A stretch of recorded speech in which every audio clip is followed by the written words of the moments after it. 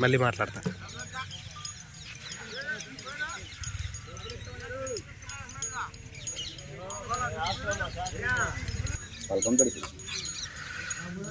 కాజా Hussain పలకం దొడ్డివారి sub junior విభాగం గీతలు, Raichur town, Raichur మండలం, రాయచూర్ జిల్లా.